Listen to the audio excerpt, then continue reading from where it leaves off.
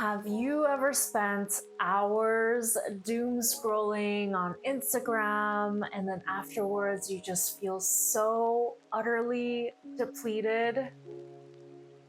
Who hasn't, honestly? With the advent of technology, it's becoming more and more important for people, for everyone, but especially for sensitive individuals, sensitive creatives, to really pay attention to and approach with mindfulness their relationship with technology and navigating life with technology in an intentional way. Because it's so easy to get sucked into the available distractions that are everywhere and lose track of your intention, of your goals, of your center. So this video is especially for highly sensitive people who are looking for practical ways to manage their relationship to technology in a way that is intentional, supportive, and healthy. I'm going to focus specifically on ways for highly sensitive people, for energetically sensitive people to protect their energy in relation to technology. So if that's you, thank you so much for being here. Please subscribe to the channel if you haven't already. I make lots of videos for highly sensitive people, energetically sensitive creatives, and let's get right into it. So the first tip that I want to share is to have do not disturb on your phone, on your devices on all the time. When you think about it, like getting a notification is an invasion into your energetic field. Like pretty much anyone that has access to you, and nowadays it's a lot because social media, apps, email, phone number, there's so many avenues for people to get in touch with you, and not everyone that is getting in touch with you has your best interests in mind. Yes, a beloved friend sending you a happy birthday text or checking in on you might be nice to receive and nice to be notified about, but what about everything else? Like the notification about the sale that's expiring in 1 hour, or text from your boss when you're not at work, or people that want your attention that don't necessarily reciprocate back to you. It's like at any moment, like anyone can send you like a digital transmission and it can totally just invade your energetic field, and you're just available for that all the time. You're accessible all the time. And putting this shield of do not disturb on your phone really makes it so that it's your choice whether or not you're available, because having do not disturb on all the time doesn't mean that you'll automatically be completely unresponsive to messages, which you can do that if that supports you, but it's like you can easily just swipe down and see who's contacted you. It's just not gonna be like in your face. It's like that choice of having agency over whether or not you are available for those external voices to come in and have access to you. And the great thing about do not disturb and all these phones and all these things is that they are all customizable. So you can make specifically certain people, allow them to send you a notification, or have people call you if they call twice in a row, and telling certain people that please call me 2 times if I don't pick up the first time, or completely block all calls, or whatever else. Like you can customize the settings so that it's suited to you and your lifestyle. And if you are in a profession where you have to be available 24/7 to any and all notifications from work, and you are a highly sensitive person, maybe you could reconsider your role. Just saying. I mean, ultimately it's up to you to decide what you want to do and how you want to live your life, but life is about navigating your way to a reality where you feel like you belong, you're exactly where you need to be, who you need to be, how you need to be, etc. And so it's like finding a way to carve out your life in a way that is supportive to you and who you truly are. So if something bothers you, do something about it. And that's what you're taking the steps to do by watching this video. So amazing job. The second tip that I would like to share with you is to install apps that support you in being mindful of your technology use, especially around things like social media or other easily addictive aspects of technology. And so what I'm talking about is apps that block certain websites and apps for periods of time. I have mine on in the morning so that I can wake up free from technology and immediately jump into my morning meditation instead of getting distracted by the notifications. Because even if you have the intention of meditating first thing in the morning instead of checking your phone, just seeing that you have the notifications, it kind of like pings something in your brain to kind of like focus on that. And then it's a lot harder to settle into your own energy and start your day grounded in your own energy. And so it's like this idea of like willpower being a finite resource, and also that willpower is not a measure of morality. It's not a measure of your character, how good of a person you are, but instead it's a limited resource that everyone has limited access to. So in order to honor that, it's like we're planning ahead. We're knowing that if we see a notification in the first thing in the morning, then we're gonna wanna go to it and then fall down the rabbit hole of checking your phone and then opening all your other apps and so on and so forth. And so knowing that this is our tendency as a human being with a human brain, we know that it's a lot harder to become conscious in the middle of when that app checking is already happening and pulling out of it. We're knowing that it's hard to pull ourselves out of it when we find ourselves in that situation already. So we're planning ahead by preemptively, proactively blocking the notifications from showing up on our phone, removing our own access to such apps before a certain time in the day, so that we are supported. We supported ourselves to starting our day with intention and mindfulness. Some great apps to use for this purpose include Freedom, One Sec, Screen Zen, and the native, at least in Apple, the native Screen Time app. So these are all great options, and all of them are customizable according to your needs. You can block specific apps. If you need access to other apps, you can set a time limit or like set an app.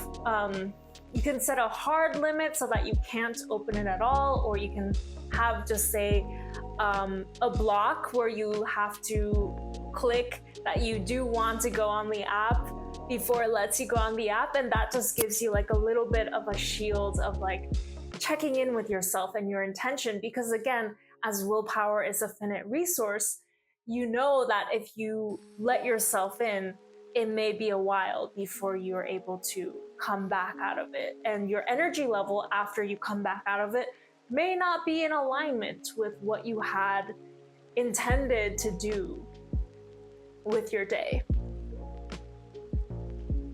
So it's just all about taking care of yourself, setting yourself up for success, and being proactive about it, planning ahead. Other apps that are supportive for health include this one called 20/20/20, or any variation of that app. It's based on the rule of like every 20 minutes, you should look 20 feet away for 20 seconds, and that just helps your eyes. Because if you're focusing for a long period of time on like your screen, your eyes kind of get strained. So for example, that's one app that I allow to notify me through my do not disturb settings, because I know that an app that's reminding me to take care of my eyes does have my best interest in mind. And so it's like allowing energies that support you to have access to you, but blocking out, creating a barrier against energies that may not always have your best interest in mind, to protect yourself. And another one is called Lotus Bud. It's just a mindfulness timer. It just sends you notifications to be mindful and to check in with your breath and ground in your body, and so on and so forth, which is really great, right? Because the best energetic hygiene is the mindfulness of your body, the mindfulness of your breath, the mindfulness of how you're feeling, and honoring the signals that you receive when you take the time to tune in and see how your system is doing.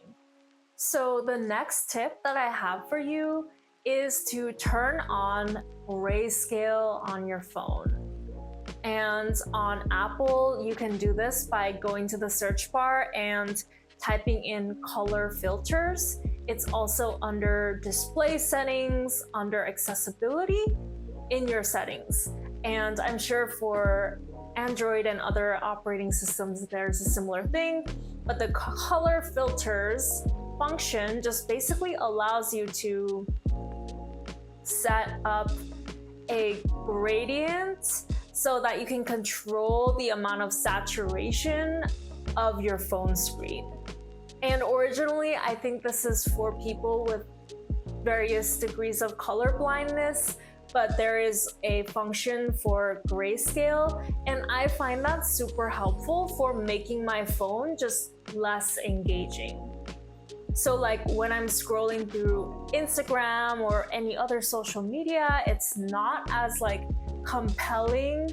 I don't find myself getting as sucked into it as I would before.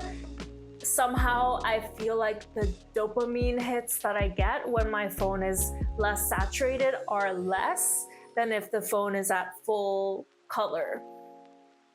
And so that is like protective, right? It protects your neurotransmitters from being spiked up and down and modulated from the outside, which leads to feeling drained, feeling exhausted, and feeling depleted, and this urge to continue to scroll, to keep that sensation of feeling good, to continue on and on until, you know, all your dopamine molecules are depleted, and then you feel terrible, and then it can either go on in a cycle of continuing to try and make yourself feel better, looking for the next hit, or like you have to sit in your misery to allow your brain to reset, which is ultimately what all of us have to do at some point in our lives, but it helps us to remain more functional and effective and grounded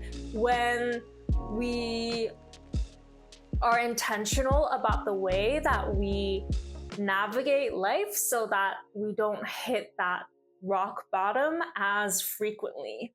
It's like we notice how we're feeling and we step back and tune in and pour some into our own cup so that we feel nourished and grounded and resourced as we go about our day.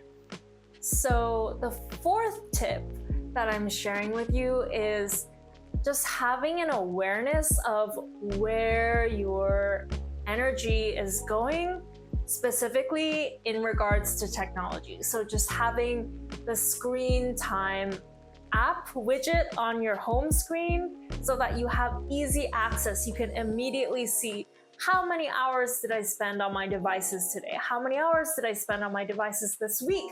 Which apps, which categories of apps did I spend most of my energy focusing on this day or this week or this month or whatever? And so just having that awareness of like knowing, oh yeah, yesterday I spent a lot of time on social media and this wasn't really aligned with my priorities and my values. So how can I plan ahead and support myself so that tomorrow and moving forward, I'm spending less time on social media? And if you didn't have that widget on your home screen where you see it all the time, then it would be a lot easier to justify the continued social media usage because you have no awareness. You don't know how much time you're spending on certain apps. And then it just becomes a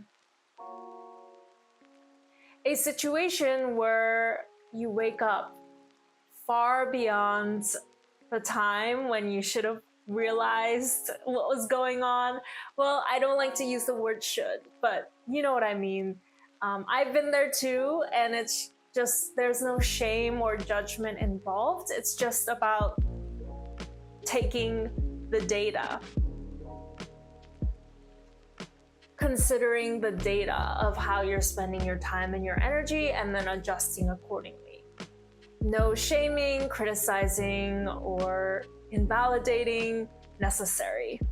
All right, and so the last tip goes along with the fourth one in that it's related to awareness.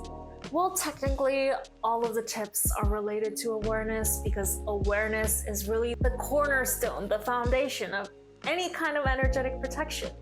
So the fifth tip is bringing more of your conscious awareness to your relationship to technology.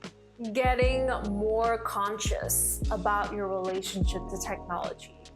Spending some time on introspection around the ways that you use technology, how you feel about it, how it serves you, how it doesn't serve you, your motives behind why you are using certain aspects of technology. Like, do you use technology to connect with loved ones or to fuel your creative practice or to get inspiration or to learn or to distract yourself or to numb yourself or to build your business or any of these reasons and so many more of why and how we use technology as humans in the modern day and age.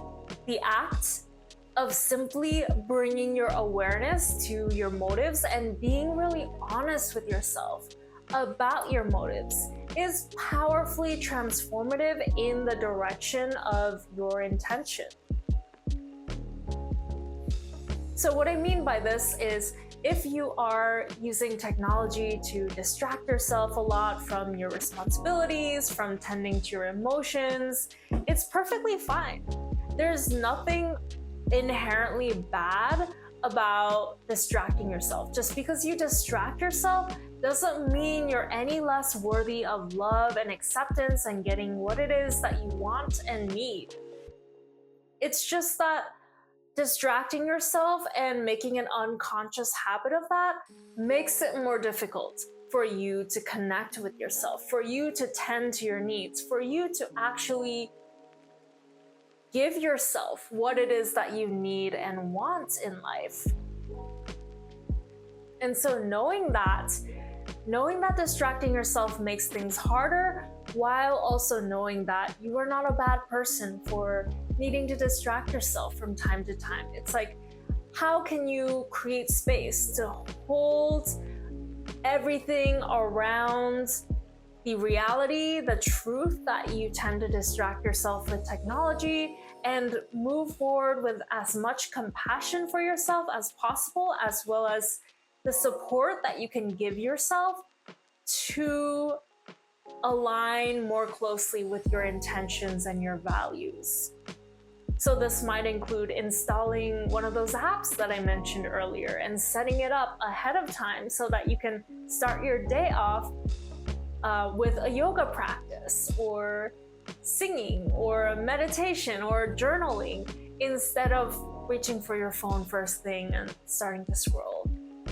Just remember that honesty with yourself is really the key to deepening your relationship with yourself and reclaiming your energy and recognizing the places in which you've given yourself away and the places you've abandoned yourself, including in technology and other aspects of your life as well.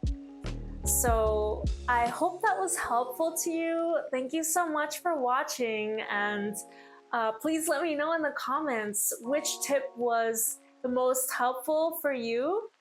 Please like the video, share the video with someone who could use it, subscribe to the channel if you like, and check out other videos of mine for other tips for highly sensitive, energetically sensitive creatives and people trying to make a life for ourselves here on Earth. It was a pleasure spending this time with you. Thank you so much again, and I will see you next time.